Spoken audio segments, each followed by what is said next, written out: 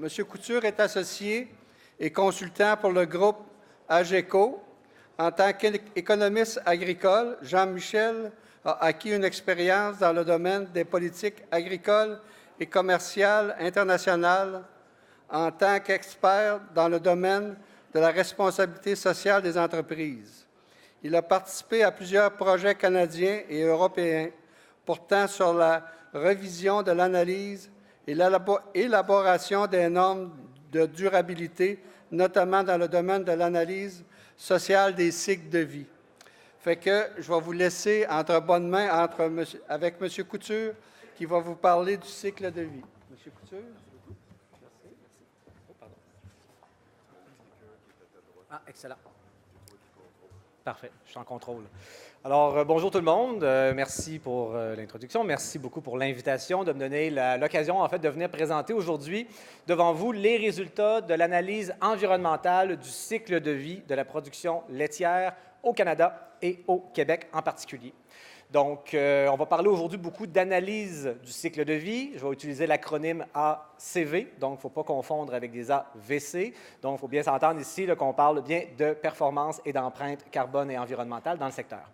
Donc, avant de débuter avec les résultats et de présenter un peu l'approche du projet qu'on a réalisé l'année dernière pour les producteurs laitiers du Canada, un mot de remerciement naturellement pour tous mes collègues qui ont contribué à la réalisation de cette étude au cours des derniers mois, également aux producteurs laitiers du Canada qui nous donnent aujourd'hui l'occasion de venir présenter les résultats de l'étude, non seulement en fait de façon globale à l'échelle nationale, mais également les résultats propres au Québec. Donc, dans la prochaine demi-heure environ aujourd'hui, donc ce que je vous propose de faire, c'est de présenter naturellement les résultats du projet qui ont mené à une mise à jour de l'empreinte environnementale de la production du lait en ayant un regard particulier sur la production pour le Québec. Mais avant toute chose, je vais prendre un pas de recul et parler de la méthodologie à l'origine de cette évaluation-là, donc de la fameuse analyse du cycle de vie, donc ACV.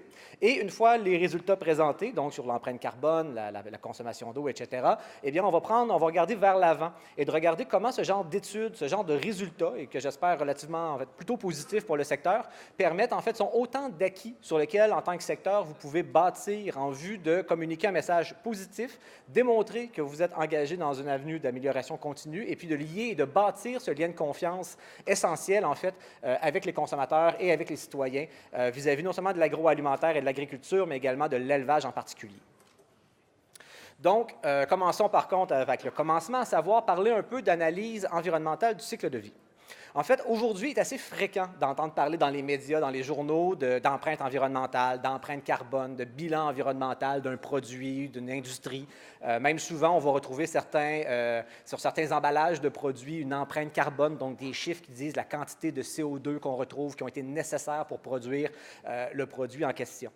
En fait, aujourd'hui, donc, c'est de plus en plus fréquent, mais ce qu'il faut se rappeler, c'est que certains secteurs, certaines industries qui ont été particulièrement proactives dans la mise en place et l'évaluation de ce genre de bilan-là. Et, naturellement, le secteur laitier canadien est un des secteurs qui a été parmi les premiers à proactivement évaluer l'empreinte environnementale de votre production. En fait, les PLC, en 2012, a été la première organisation du secteur agroalimentaire canadien à réaliser une analyse environnementale du cycle de vie de la production du lait, donc d'un produit agroalimentaire au pays. Plus que ça, les PLC ont été la première organisation du secteur agroalimentaire à l'échelle internationale à réaliser une analyse du cycle de vie environnementale et sociale. Donc, je trouve que c'est important de se rappeler qu'il y a déjà presque 8 ans, les PLC, vous avez été des précurseurs, vous avez été au premier plan dans des approches innovantes qui visaient à mieux comprendre votre empreinte et votre impact avant même qu'on en fasse aujourd'hui la manchette tous les jours dans les journaux.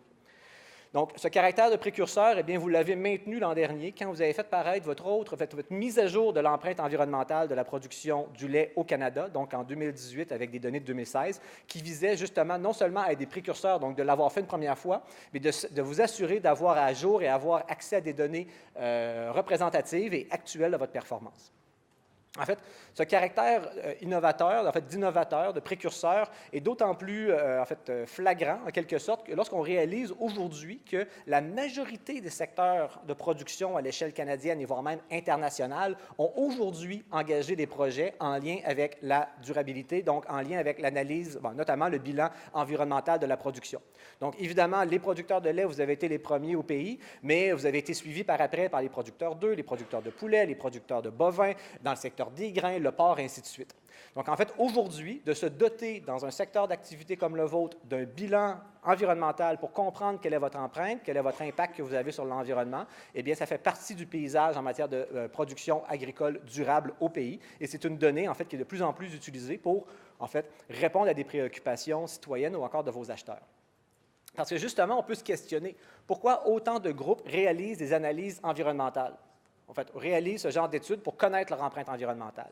Eh bien, il y a plusieurs raisons. Et la principale, c'est que les ACV, donc les analyses environnementales, permettent de répondre à plusieurs questions pressantes pour le secteur agroalimentaire. Évidemment, la première, c'est celle qui... les questions ici sont naturellement celles qui relèvent d'abord et avant tout des défis environnementaux auxquels on fait tous face en tant que citoyens, en tant que consommateurs.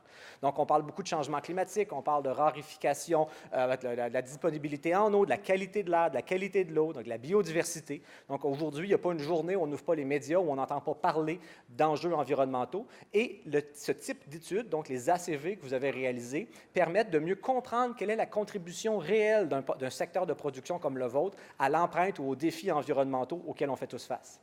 Ça permet également de mieux comprendre en quoi des améliorations dans le secteur permettent de contribuer à trouver des solutions à ces différents enjeux environnementaux. Les ACV, ça permet également de répondre aux attentes des consommateurs. Donc, on le verra un peu plus loin dans la présentation, mais aujourd'hui, il y a de plus en plus de gens qui sont à la recherche de façons de produire ou de consommer qui vont réduire leur empreinte environnementale. Donc, on a, bien évidemment, on entend parler beaucoup d'agriculture biologique par rapport à l'agriculture conventionnelle, la présence ou non d'OGM, l'usage de pesticides, l'achat local, donc plusieurs tendances de consommateurs. Maintenant, l'ACV permet de mieux comprendre les implications environnementales de certains choix de production et de consommation en vue de faire des choix mieux informés et de s'assurer que le consommateur comprenne que lorsqu'il achète un produit avec tel label ou tel mode de production, c'est associé à des bénéfices ou des conséquences environnementales données. Donc, encore une fois, des informations objectives pour des choix mieux éclairés. La même chose s'applique au niveau des décisions gouvernementales. Donc, d'un côté, obtenir des données sur un plan de l'empreinte carbone du secteur, ça permet de vous inscrire dans un débat ou une discussion internationale, nationale et provinciale sur les engagements des gouvernements à réduire l'empreinte carbone ou en fait à lutter contre les changements climatiques. Quelle est la part de responsabilité de l'élevage, du secteur agricole, du secteur laitier canadien aux cibles de réduction du gouvernement fédéral? Eh bien, ce genre d'informations vous permet d'aller vers le gouvernement proactivement et dire voici notre part, voici ce que l'on fait, voici comment nous contribuons à cette solution.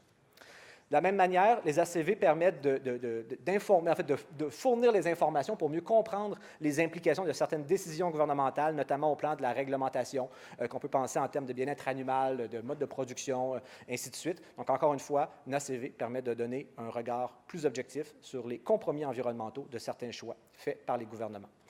Et enfin, sur un plan beaucoup plus organisationnel et stratégique de positionnement, eh bien, une ACV, ce genre d'étude que vous avez, permet de soutenir une démarche structurante de responsabilité sociale et de démontrer à vos parties prenantes, c'est les consommateurs, vos acheteurs, les citoyens, l'ensemble des groupes avec lesquels vous interagissez, de démontrer que vous connaissez vos impacts, que vous êtes en mesure d'identifier les bonnes pratiques à mettre en œuvre afin d'améliorer cette performance dans le temps, de la communiquer, cette performance, de façon objective, potentiellement prendre des engagements d'amélioration continue et de suivre les progrès dans le temps.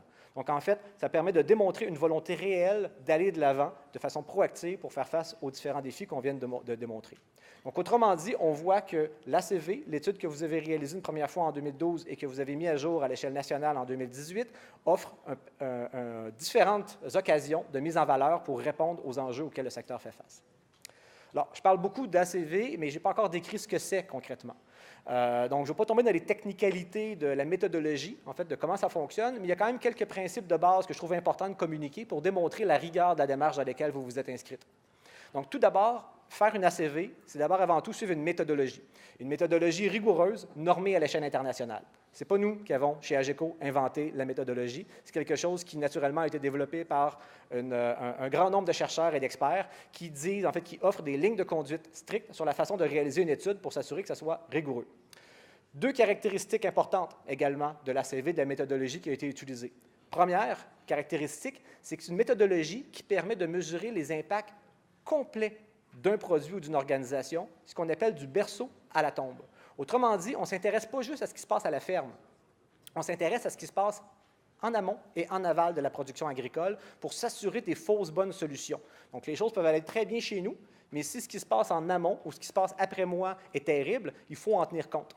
Donc, dans cette évaluation-là, on s'intéresse non seulement de tous les intrants, toutes les activités nécessaires utilisées à la ferme, donc les intrants agricoles, l'alimentation, on s'intéresse à ce que vous faites à la ferme, on s'intéresse à ce qui sort de la ferme et potentiellement, on peut aller jusqu'à la consommation du produit et à sa fin de vie. Donc, une évaluation très systématique des impacts environnementaux. Et la troisième caractéristique qui fait que l'ACV est une méthode très rigoureuse et reconnue à l'échelle internationale, c'est qu'on utilise plus d'un indicateur environnemental. Donc ici, l'idée, ce n'est pas juste de s'intéresser à l'empreinte carbone puis de dire, OK, on s'intéresse au carbone, mais on peut s'intéresser à d'autres indicateurs pour, encore une fois, mieux comprendre l'impact réel de la production sur l'environnement. Donc, dans le cas de votre étude ici, on s'est intéressé également à la consommation d'eau et à l'utilisation des terres. Donc, on permet avec ces résultats-là de comprendre les compromis possibles entre différents choix de production. Donc, l'idée ici, c'est que la méthodologie qu'on a utilisée se veut très rigoureuse et elle est utilisée par de grands nombres d'organisations dans le secteur agroalimentaire, mais également ailleurs. Donc, ayant ça en tête, maintenant, on va s'intéresser à l'étude elle-même puis aux résultats qui en découlent, évidemment. Alors, on va commencer par le commencement, à savoir les objectifs du projet. Bien, en termes simples, les producteurs laitiers du Canada nous ont mandatés pour fournir une évaluation de la performance environnementale actuelle de l'industrie laitière et de mesurer de façon rétroactive la performance depuis la première évaluation en 2011. Donc, concrètement, ça nous a amené à quantifier l'empreinte carbone du secteur pour 2016, donc on est toujours quelques années en décalage pour les questions d'accès aux données, de mettre à jour la méthodologie qu'on avait utilisée en 2011 pour recalculer la performance de 2011 afin de pouvoir comparer la performance au cours des 5 dernières années. Donc, de voir si et comment et surtout pourquoi la performance a évolué entre 2011 et 2016. Donc, dans une ACV, vous aurez compris que le périmètre à l'étude est déterminant. Donc, encore une fois, une empreinte carbone, ça ne veut rien dire si on n'a pas préalablement identifié elle inclut quoi l'empreinte? C'est quoi les activités qu'on a incluses dans le système en vue de pouvoir, après ça, comprendre c'est quoi les implications puis de comparer des comparables? Eh bien, dans le cas du projet que nous avons réalisé, on a fait une analyse qui s'appelle du berceau jusqu'à la porte de l'usine du transformateur. Autrement dit, on s'est intéressé à l'ensemble des processus, des intrants et des émissions associés à l'extraction des matières, tous les intrants agricoles, jusqu'à la ferme utilisée par vous, et après ça, jusqu'au moment où le lait a été amené jusqu'au transformateur. Donc, l'étude exclut le processus de transformation en lait frais ou en différents produits laitiers. Donc, dans le système, on a inclus donc justement tous les processus de fabrication des intrants, les fertilisants, on a inclus naturellement toute l'énergie requise pour faire fonctionner les bâtiments, la machinerie, donc les aliments pour animaux, la production, la gestion du bétail, des vaches directement à l'étable, la gestion du fumier et le transport jusque chez le transformateur. Donc, c'est le système qu'il faut avoir à l'étude. Et rappelez-vous que lorsqu'on présente l'empreinte qui est ici, c'est tout le temps dans une logique cycle de vie. Ce n'est pas uniquement des choses qui se passent à la ferme chez vous, mais il y a des choses qui se passent également en amont de la ferme. Un autre facteur important à prendre en compte lorsqu'on parle d'analyse environnementale du cycle de vie ou de n'importe quelle étude dans ce contexte-là, c'est la qualité des données. Donc, la qualité de l'étude va être à la hauteur de la qualité des données qui sont utilisées. Donc, dans le cadre de cette étude-ci, on a apporté un très grand soin pour s'assurer que les données fiables soient utilisées afin, évidemment, que les résultats soient rigoureux et représentatifs de la situation canadienne dans la production. Donc, pour ce faire, on a utilisé différentes sources de données, en grande partie des données secondaires. Puis au Canada, on a la chance d'avoir accès à de nombreuses bases de données qui offrent vraiment des données de qualité sur la production laitière. Donc, on a travaillé avec les données de Valacta, des données de coûts de production, donc des données du recensement également, donc des données fiables, récentes, pour vraiment avoir un portrait représentatif de ce qui se passe. Puis vu qu'on aime ça toujours donner un petit côté innovateur à nos méthodologies, puis quand on travaille avec les PLC, puis avec vous, on veut tout le temps aller un peu plus loin sur la méthodologie. Eh bien, ce qu'on a fait cette fois-là, c'est qu'on a adopté une approche innovante pour intégrer non seulement des données secondaires, donc des bases de données existantes, mais également des données primaires collectées à la ferme. Donc, peut-être certains d'entre vous ont été sollicités pour participer à un sondage. À l'échelle nationale, il y a 570 producteurs de lait, ce qui est considérables, là, comme taux de participation, qui ont accepté de compléter un questionnaire pour nous donner des données primaires qui ont été utilisées dans l'évaluation.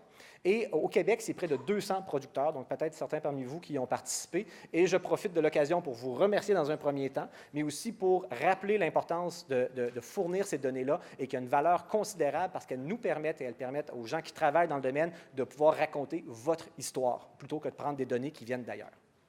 En termes de modélisation, je ne vais pas aller dans les détails encore une fois, mais juste pour rappeler que nous avons utilisé les dernières méthodologies disponibles. Donc, on s'est assuré encore une fois d'être à l'avant-garde avec les meilleures données, les meilleures méthodologies à l'échelle internationale. Et on a également développé un modèle d'évaluation qui, oui, se voulait national, en fait. Donc, on évalue une performance nationale au plan environnemental, mais en tenant compte des spécificités régionales. Donc, le Canada est un grand pays avec différentes réalités géographiques, climatiques, et puis on s'est assuré d'aller capturer ces différentes réalités-là pour ramener les données à l'échelle nationale pour qu'elles soient le plus représentatives possible. D'ailleurs, c'est pourquoi aujourd'hui, il nous est possible de présenter des données pour le Québec, parce que la méthodologie nous permettait d'avoir cette segmentation. Donc, maintenant, on va passer à l'étape un peu cruciale, qui est celle de présenter les résultats. Alors, j'ai vu que, en fait, dans le rapport annuel de cette année, vous avez, les PLQ, en fait, avaient présenté les résultats. Donc, en fait, ce que je vais présenter aujourd'hui, je vais tenter de les mettre en contexte, mais vous avez accès, en fait, aux mêmes données qui vous racontent un peu la même histoire que je considère très positive sur la performance du secteur, non seulement en 2018, avec les données de 2016, donc à partir des données actuelles, mais qui est encore plus positive quand on la compare aux données de 2011.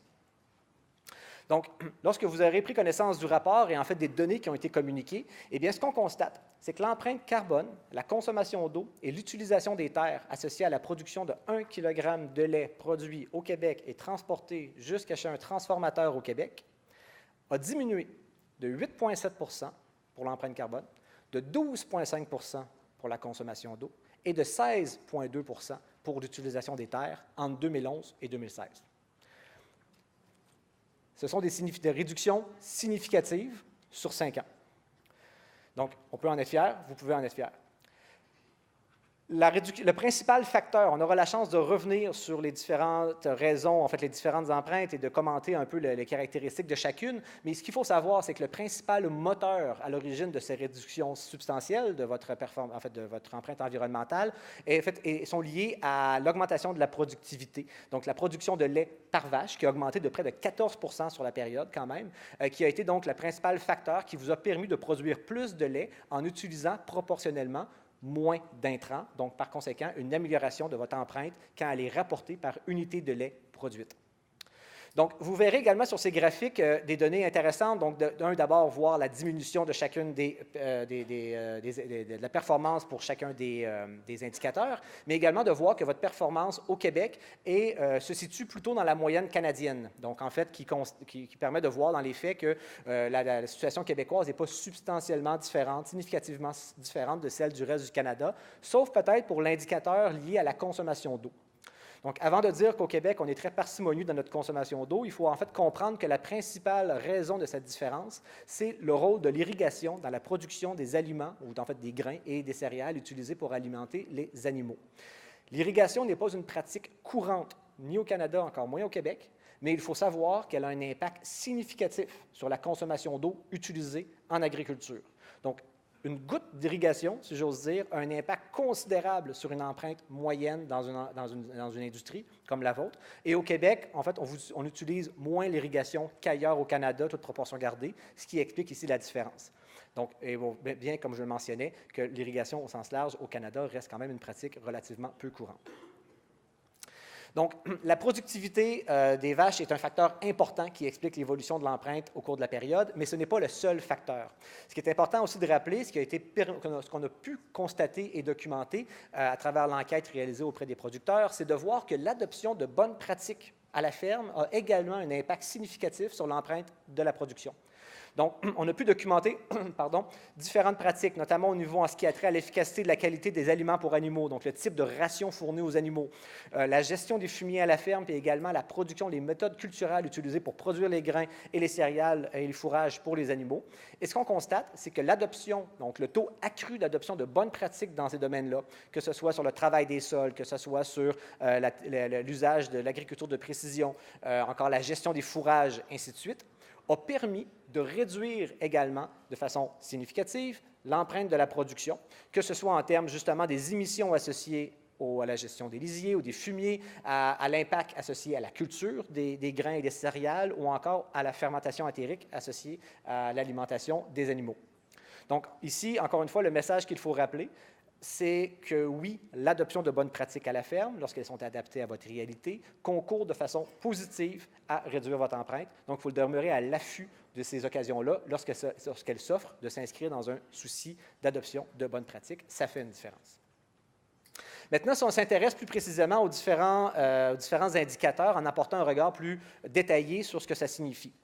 Donc, ici, l'empreinte carbone, qui est peut-être l'indicateur le plus significatif à considérer, parce que c'est lui, en fait, qui est le plus médiatisé d'un côté, mais qui est le plus discuté, notamment en lien avec l'impact de l'agriculture sur les changements climatiques. Alors, comme je le mentionnais, les données, les résultats ont permis de constater que produire 1 kg de lait, encore une fois, il faut ramener ça toujours par unité ici, dans une ferme au Québec et transporté jusqu'au transformateur, a une empreinte générée, en fait, 0,93 kg d'équivalent CO2 en 2016. Alors, le chiffre lui-même, bon, naturellement, il est intéressant parce qu'on peut le comparer dans le temps, donc c'est ce qu'on a fait, c'est positif, mais ce qui est plus important, c'est de comprendre qu'est-ce qui contribue le plus à cette empreinte. Parce que si on veut s'améliorer dans le temps, encore faut-il comprendre ce qui est à l'origine de ce 0,93-là, équivalent, CO2 équivalent. Eh bien, ce qu'on constate avec les résultats, c'est qu'il y a 3 principaux postes qui contribuent le plus à l'empreinte carbone de la production laitière au Québec et au Canada d'ailleurs. D'abord, avant tout, émissions entériques, donc près de 50 des émissions du secteur, mais en fait, c'est lié à la digestion de l'animal, le méthane qui est produit par la digestion. Vient 2 autres postes également très importants, donc la production des aliments. Donc, encore une fois, il faut penser ça dans un système. Ce n'est pas juste ce qui se passe sur la ferme, il y a également les grains et les céréales utilisés pour nourrir les animaux qui contribuent significativement à l'empreinte carbone et la gestion des fumiers ou des lisiers à la ferme. Donc, on constatera que l'utilisation d'énergie puis le transport, ça reste important dans l'absolu, hein, c'est quelque chose qu'il faut toujours améliorer, mais proportion gardée, c'est significativement moins important que les autres postes d'émissions, donc que je viens de nommer ici. Alors, évidemment, quand on regarde ça, bien, la première réaction, c'est de se dire, si on veut continuer à améliorer la performance du secteur, bien, il faut s'intéresser à ces 3 postes de dépenses en priorité. De postes de dépenses, excusez-moi, les principaux postes d'émissions de gaz à effet de serre. Mais en fait, si on va sur un plan budgétaire, ça revient au même. Si on s'intéresse aux autres indicateurs qui ont été également mesurés, à savoir la consommation d'eau et l'utilisation des terres, eh bien, on va constater que la quantité d'eau consommée pour produire 1 kg de lait au Québec est de 10,2 litres par kilogramme de lait. Bon, des fois, les comparaisons ne sont pas toujours, ça peut parfois être boiteux ou pas toujours parfait ou adéquat, mais il faut se dire que ça représente 1 minute de douche, à peu près. Donc, en 1 minute de douche, on utilise à peu près 10 litres d'eau, donc c'est à peu près un équivalent. Évidemment, ce n'est pas des fonctions comparables parce que vous avez bien compris qu'on ne fait pas le même usage, mis à part peut-être Cléopâtre avec ses bains de lait, mais mis à part tout ça, on est vraiment dans des ordres de grandeur juste pour vous donner une idée de la quantité d'eau que ça représente. Encore une fois, ce qui est important, c'est surtout de constater que 60 de cette empreinte, enfin de cette consommation d'eau, est associée à l'utilisation directe à la ferme, donc pour l'abreuvement des animaux et puis le nettoyage des installations, des bâtiments et des équipements. Il y a seulement 9 de cette consommation d'eau qui est associée à la production d'aliments. Donc oui, il y a un petit peu d'irrigation par-ci par-là au Québec malgré tout, et il y a également en fait tous les autres processus utilisés qui mobilisent également un peu d'eau. Mais on comprendra que si on veut réduire la consommation d'eau à la ferme, eh bien, ça passe d'abord avant tout par tout ce qui est les processus d'abreuvement et de nettoyage. Vient ensuite la question d'utilisation des terres, pardon, où on constate que 90 des impacts de l'utilisation des terres sont attribuables à la production d'aliments, des aliments pour les animaux. Encore une fois, ce n'est pas très surprenant comme constat. Donc, évidemment, produire des aliments, il faut des terres, il faut les cultiver. Donc, c'est ça qui contribue de plus significativement à cette empreinte, on pourrait dire. Ce qui est intéressant, par ailleurs, c'est de le mettre en relief avec, les superficies disponibles au Québec de terres agricoles. Et on constate qu'à peu près, en fait, la production laitière au Québec utilise, en quelque sorte, mobilise, si j'ose dire, à peu près 17 des terres agricoles du Québec. Donc, la réalité, c'est qu'il y a des ingrédients qui viennent d'ailleurs, donc ce n'est pas uniquement au Québec, mais on voit quand même ici, c'est intéressant cette donnée-là, parce que ça illustre l'importance et l'interaction, en fait, la relation intime qui existe entre l'élevage et la production au champ, et qui rappelle en fait que lorsqu'on s'intéresse à l'impact environnemental d'un secteur comme l'élevage, en fait, il faut le voir de façon globale en intégrant l'ensemble du système de production, qui inclut évidemment également l'utilisation des terres agricoles. Donc, je le mentionnais plus tôt, et c'est important de le faire surtout à ce stade-ci, c'est qu'une ACV comme celle-ci, dans le cadre du mandat que nous avons eu, l'objectif n'était pas de se comparer à d'autres secteurs de production, l'objectif n'était pas de se comparer à d'autres types de protéines, l'objectif était de se comparer à nous-mêmes en vue de comprendre comment, si on s'était amélioré et comment on peut continuer à s'améliorer. Par contre, dans la mesure où on a accès à des données quantitatives et objectives, bien, il est possible de mettre ces résultats en relief avec d'autres pour comprendre comment, au Canada ou au Québec, on se situe par rapport à des moyennes d'ailleurs dans le monde, dans le domaine de la production laitière. Alors, c'est ce qu'on a fait, et c'est les résultats que vous voyez au tableau. Alors, les deux barres du bas, en vert, ce sont les résultats du Canada, en fait, de l'empreinte carbone pour 2011 et 2016. Ce que vous avez en haut, ce sont des moyennes calculées par la FAO, donc l'Organisation des Nations Unies pour l'alimentation et l'agriculture, qui a calculé des moyennes régionales de l'impact carbone de la production de lait. Donc, l'idée ici, ce n'est pas de s'intéresser à la virgule près, de se dire, OK, je suis en dessous ou au-dessus de mon voisin d'à côté, c'est de s'intéresser aux ordres de grandeur. Et en s'intéressant aux ordres de grandeur, on constate que le Canada est l'une des régions dans le monde qui produisent du lait qui ont la plus faible empreinte carbone. Donc, tant qu'à produire du lait, mieux vaut le produire au Canada, c'est ce que ça dit, sur un plan d'empreinte environnementale. Okay? Pourquoi? Parce qu'essentiellement, le système de production au Canada eh bien, a un profil de production qui est favorable en termes d'émissions de GES, notamment à cause de la qualité des aliments qui sont offerts aux animaux, qui a un impact à la fois sur l'empreinte même des aliments utilisés, mais également un impact sur la digestibilité des aliments et par conséquent la fermentation entérique, mais également la productivité des animaux, qui font en sorte que, dans les faits, on produit plus de lait par quantité d'intrants utilisés.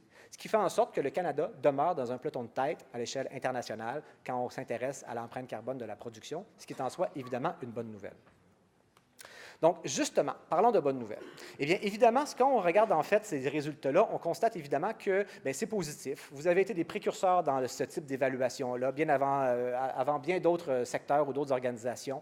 Vos performances, en fait, démontrent que vous vous êtes amélioré dans le temps et qu'aujourd'hui, le Canada fait figure, en fait, se retrouve dans le peloton de tête en matière d'émissions de gaz à effet de serre, donc en termes d'empreinte carbone de la production laitière.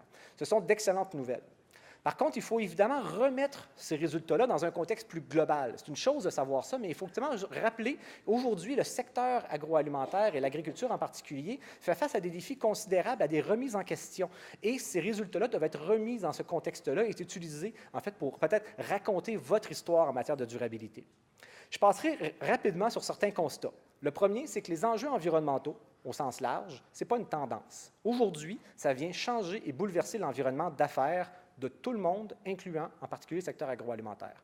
Alors, pour s'en convaincre, je vais passer très rapidement, mais le Forum économique mondial, cette année, en janvier, a fait paraître un rapport en fait, sur les principaux risques qui risquent de bouleverser l'économie mondiale et parmi les risques qui ont la plus grande chance de survenir avec le plus grand impact potentiel, donc on se retrouve dans le cadran du haut à droite, on retrouve 5 enjeux de nature environnementale, dont la plupart sont liés au changement climatique.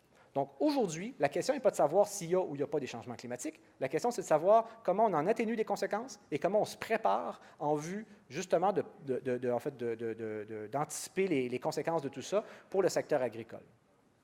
Et justement, parce que le secteur agricole et l'élevage en particulier est au cœur d'un débat, de société sur comment on peut faire face aux défis du changement climatique. Donc, je vous épargne le détail, mais vous-même, en tant que citoyen, vous ouvrez les journaux, il n'y a pas un mois, voire même une semaine, où il n'y a pas une publication qui rappelle en fait les enjeux ou l'urgence climatique, entre guillemets, et le secteur agricole est souvent cité comme étant en fait une des sources, mais également une des victimes des changements climatiques. Donc, c'est assez particulier comme position. Et on a de plus en plus de discours qui rappellent l'importance de peut-être de faire des choix de production et des choix de consommation différents. Donc, ici, c'est une étude qui est parue en février, je crois, qui, en fait, rappelait que peut-être que les changements de consommation de certains produits devraient être revus, notamment en termes de viande rouge, et de migrer gentiment vers une alimentation plus forte en aliments d'origine animale. Ce qui rappelle ici, en fait, le besoin de prendre position. Et en fait, les consommateurs, face à cette situation-là, sont interpellés grandement par rapport aux préoccupations qu'on entend dans les médias, et ça rappelle en fait l'importance de devoir mieux répondre à ces préoccupations-là et à pouvoir raconter votre histoire. Les enquêtes se suivent et se ressemblent, en fait, et qui rappellent que les consommateurs sont préoccupés par les pratiques agricoles et qu'il y a des doutes qui s'immiscent dans leur esprit sur la façon dont les aliments sont produits. Donc, ici, les résultats, je vous épargne, en fait, chacun des chiffres, mais vous voyez bien que les chiffres tournent autour de 50, de 40 %. Ça veut dire essentiellement les consommateurs canadiens ici qui ont été consultés en 2017, en grande majorité, se préoccupent de la présence d'OGM dans l'alimentation, la présence de l'usage de pesticides, le traitement des animaux sur les fermes, les pratiques agro-environnementales mises en place par les consommateurs, par les agriculteurs. Donc, l'idée ici, c'est de se dire que dans les faits, les consommateurs ont des doutes sur ce qui se fait, et donc c'est plus important que jamais pour le secteur de capitaliser sur l'ensemble des atouts et des initiatives qui sont en place en vue de renforcer et de bâtir ce lien de confiance avec les consommateurs et les citoyens pour finalement rappeler votre histoire. L'ACV, les résultats qui ont été présentés, est en fait un chapitre important de cette histoire-là qui permet de dire que les bonnes choses sont mises en place sur les fermes. Et encore aujourd'hui, le fait de les présenter, le fait de le mettre dans votre rapport annuel est une occasion de bien le communiquer de façon crédible en vue de bâtir la confiance. Mais la réalité, c'est qu'il y a bien plus encore que l'ACV que vous devez mettre de l'avant, que vous devez raconter. Il y a plus qu'un chapitre à cette histoire, même si c'est un chapitre important de votre histoire.